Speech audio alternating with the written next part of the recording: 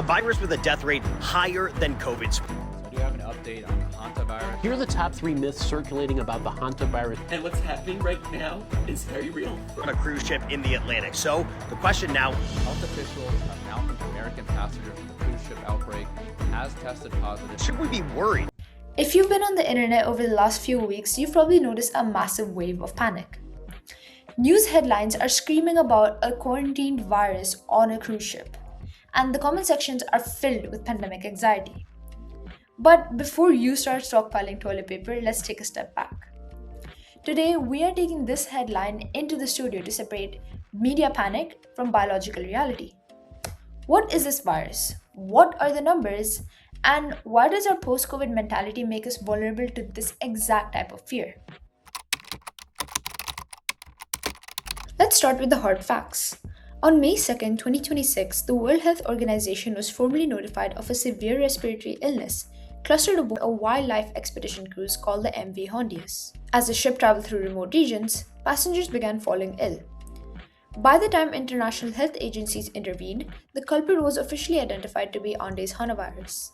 According to ECDC and the WHO situation reports, as of June 2026, the entire outbreak consists of just 13 people globally, all of which can be traced back to crew or passengers who were aboard that single vessel. Biologically, why did scientists take this seriously? Hantaviruses are a family of viruses that are carried by rodents. Humans typically get infected by inhaling aerosolized mouse-dropping particles. But the Andes strain is unique. It is the only strain of hantavirus known to science that can transmit from human to human. But here's the crucial nuance that the headlines leave out.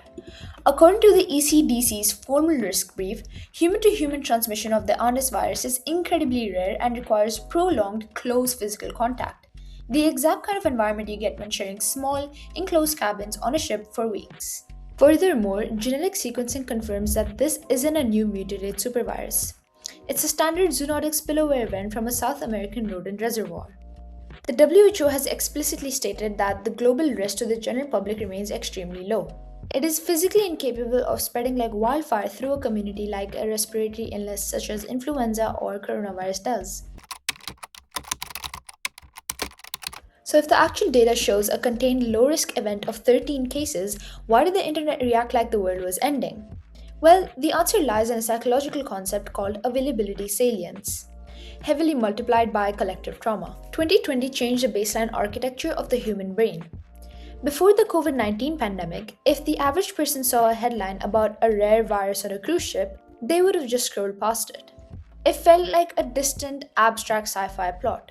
But today, our brains carry a deeply embedded psychological scar.